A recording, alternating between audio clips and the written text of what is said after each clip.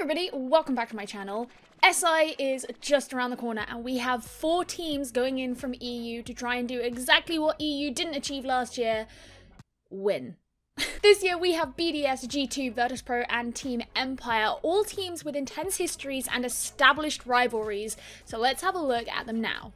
BDS, G2 and Empire all starting off in Group A, meaning these teams will play each other at least once throughout the course of SI. All of these teams have major titles, with G2 and Empire both having made it to SI finals in the past and BDS getting 4th place at SI 2020 last year. Not only that, but these 3 teams alone also have a lot of intertwining rivalries that I don't think is really matched in any other region. G2 and Empire's rivalry is long-standing, stemming from the SI 2019 finals, which G2 won, but maintaining its integrity all the way through 2019 after Empire got the Milan finals and then finally faced again G2 at the Raleigh Major, but beat them this time. When both teams came into EUL at the start of the season, they were both looking for some rejuvenation.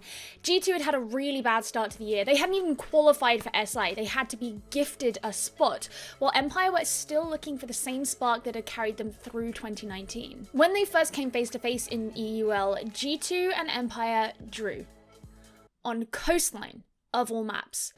So it wasn't even until stage 2 that we had some solid idea of which of these 2 teams could best the other, and it ended up being Team Empire, who won 7-2 against G2 on Consulate. G2 failed to make it to the November Major, which Team Empire won, but they did end up getting their revenge at the EU Finals when they won that, not only getting revenge on Empire, but also their newer rivals, BDS. G2 and BDS were the only 2 European teams to make it to playoffs at SI 2020, but G2 got first rounded and BDS are the only one who actually made it to play on stage. After this is when G2 decided to make a bunch of roster changes and they brought in Citizen and Virtue and aimed to be a European super team once more. Stage 1, BDS beat G2 7-5 on Clubhouse and finished the entire stage just 1 place ahead of them.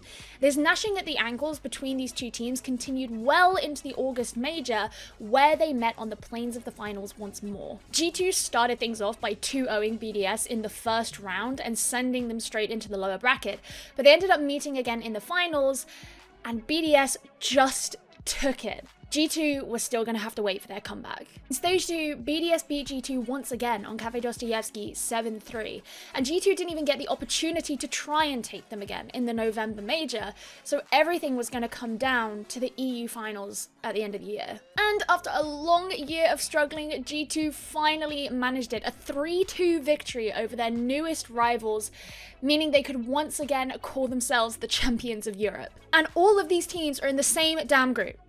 Looking to Group B, Virtus.pro are all on their own, and after having no international competition this year, they're not set to play any team against whom they have played in the 2020 season. In fact, the only international competition that Virtus.pro have ever played in was the Raleigh Major back when they were known as Fours, and the group that they were in contained Dark Zero, FaZe and Fnatic, all of whom are either in the other group at SI21 or not qualified. Sorry, Fnatic. VP came to be known as this aggressive and explosive, albeit sometimes inconsistent team who really acted as the gatekeepers of EU, keeping out teams like Na'Vi, for example, of the majors, often by mere millimeters. So really, Group B could go any way for Virtus.pro. I think things look really exciting for Europe in SI 2021, and obviously everyone from every region is stoked to see how they all face up against each other and fare against each other after going basically an entire year with no metric by which to judge the regions against each other. It's going to be a big event for the 3 teams in Group A who have these rivalries, and Virtus.pro on their own in Group B who are yet to make their mark on the international stage properly as Virtus.pro. I don't think there's any better way of setting them up for the way that they are in SI 2021. Anyway, I hope you enjoyed this video. Let me know down below what you think is going to happen for all of these teams. Who do you think is going to be the best EU team? Do you think EU can actually win SI 2021 this year, or is it going to go in the hands of NA again? Are LATAM going to get their first victory? Maybe APAC make a surge up? Let me know down below, and I will see you guys in the next video. Don't forget to follow me on Twitter, Instagram, all of those good things, and I will see you soon. Goodbye.